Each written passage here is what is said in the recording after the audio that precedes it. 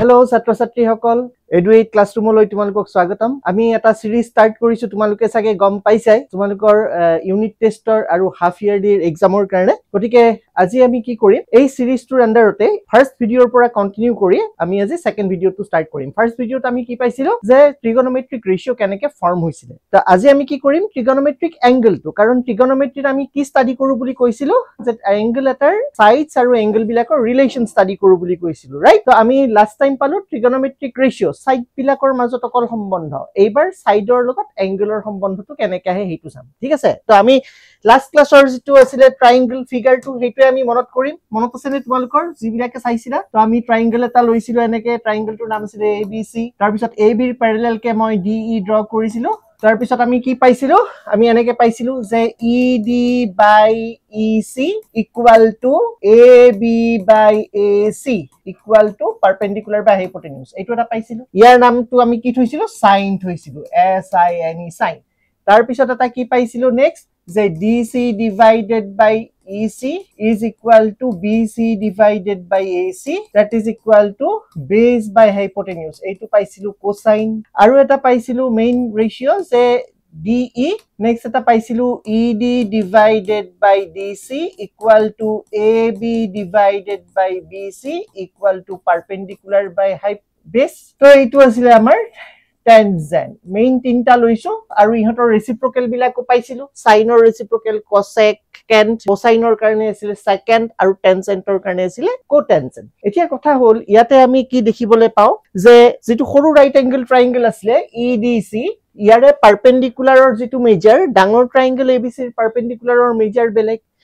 যেটো EDC right angle ট্ৰায়াঙ্গল তাৰ হাইপোটেনিউজৰ major আৰু ABC ট্ৰায়াঙ্গলৰ হাইপোটেনিউজ AC ৰ মেজৰ বেলেগ বেলেগ সো ইয়াতে আমি লেংথ বিলাক যদিও বেলেগ বেলেগ পাইছো সাইডস বিলাকৰ দুটা ট্ৰায়াঙ্গলৰে সাইডস বিলাকৰ লেংথ বিলাক যদিও বেলেগ বেলেগ পাইছো কিন্তু হিয়তৰ স্পেসিফিক ৰেশিও বিলাক আমি ইকুয়াল পাইছো স্পেসিফিক রেশিও মানে পারপেন্ডিকুলার বাই হাইপোটেনিউজ বেস বাই হাইপোটেনিউজ পারপেন্ডিকুলার বাই বেস এই রেশিও বিলাক সেম পাইছো তে যদিও এই সাইডস বিলাক বেলেগ বেলেগ মেজারত আছে ইয়াত কিন্তু এটা পার্ট ফিক্সড হৈ আছে কোনটো পার্ট ফিক্সড হৈ আছে সেই পার্টটো হল এই এংগল C2 এই C এংগলটো ইয়াতে ফিক্সড হৈ আছে যদি এই এংগলটো সৰু ৰাইট এংগল ট্ৰায়াঙ্গল আৰু ডাঙৰ ৰাইট এংগল ট্ৰায়াঙ্গলটোৰ কাৰণে দুটাৰ কাৰণে বেলেগ বেলেগ হলহেতেন তেন্তে এই ৰেশিও বিলাক আমি ইকুয়াল বুলি কব নোৱাৰিলো হেতেন তাৰমানে এতিয়া আমি কি কব পাৰিম যে এই আটাইবিলাক ট্ৰিগনোমেট্ৰিক ৰেশিও যে আমি পাইছো ইয়াত এই গোটেইবিলাক ট্ৰিগনোমেট্ৰিক ৰেশিও কাৰ ওপৰত ডিপেন্ড কৰি আছে এই C এংগলটোৰ ওপৰত ডিপেন্ড কৰি আছে মই সাপোজ C এংগলটো থিটা বুলি ধৰিলো এনেকে তাৰ মানে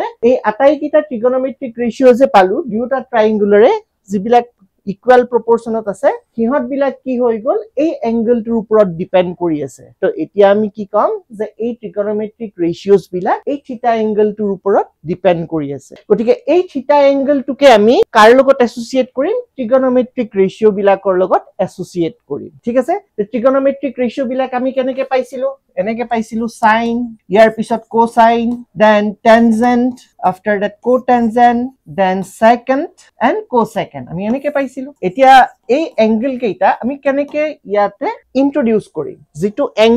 এংগলৰ ওপৰত এই আটাইবিলাক ট্ৰিগনোমেট্ৰিক ৰেশিওস ডিপেন্ড কৰি আছে তাক আমি ট্ৰিগনোমেট্ৰিক ৰেশিও কেইটাৰ লগত কেনেকৈ এসোসিয়েট কৰি তো আমি কি কৰো যে থিটা এংগলটোৰ লগত ডিপেন্ড কৰি আছে ইয়াৰ ওপৰত তো আমি প্ৰত্যেকটো ট্ৰিগনোমেট্ৰিক ৰেশিওৰ প্ৰথম তিনিটা লেটাৰ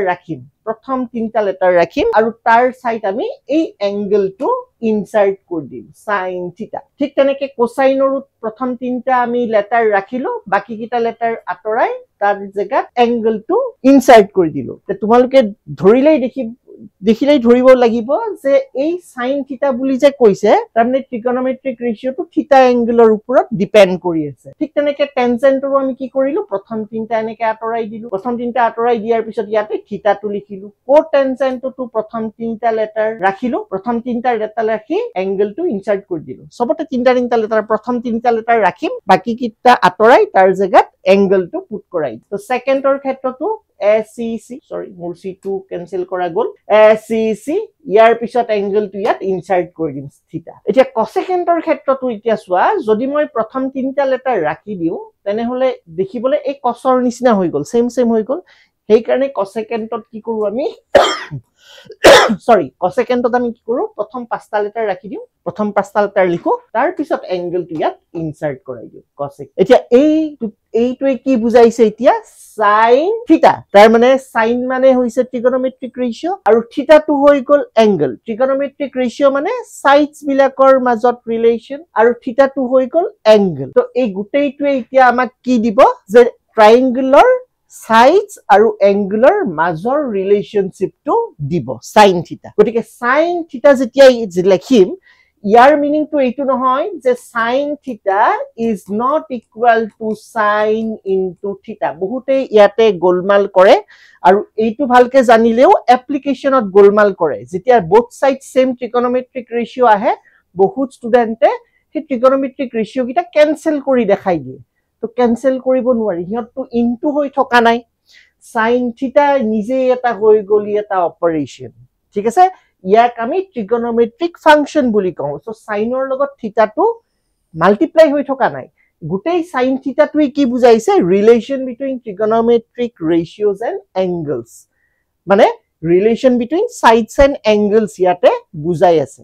তো এই থিটাটো যেতিয়া আমি ইনক্লুড কৰাই দিম ট্ৰিগনোমেট্ৰিক ৰেশিওৰ লগত ইয়াত তেতিয়া কব ট্ৰিগনোমেট্ৰিক ফাংশনস বুলি এতিয়া ইহত বিলাক হৈ গল ট্ৰিগনোমেট্ৰিক ফাংশনস এতিয়া আমি ট্ৰিগনোমেট্ৰিক ৰেশিও বুলি নকওঁ এংগেলটো আহি গল যে ইয়াক আমি কম ট্ৰিগনোমেট্ৰিক ফাংশনস বুলি ঠিক আছে এতিয়া ট্ৰিগনোমেট্ৰিক ফাংশনস বুলি যেতিয়া আহি গল ইয়াত আৰু কবলগীয়া কথা আছে স্টেপ বাই স্টেপ যোৱা একেলগে কলে তোমালোকৰ খেলিমেলি লাগিব সো ট্ৰিগনোমেট্ৰিক ৰেশিওস বুলি যেতিয়া ট্ৰিগনোমেট্ৰিক ফাংশনস যেতিয়া আহি গল এতিয়া মই ইয়াতে লিখিম পাৰপেন্ডিকুলাৰ বাই হাইপোটেনিউজ sin থিটা cos থিটা মানে হৈ গল বেস বাই হাইপোটেনিউজ tan মানে হৈ গল পারপেন্ডিকুলার বাই বেস cot মানে হৈ গল বেস বাই পারপেন্ডিকুলার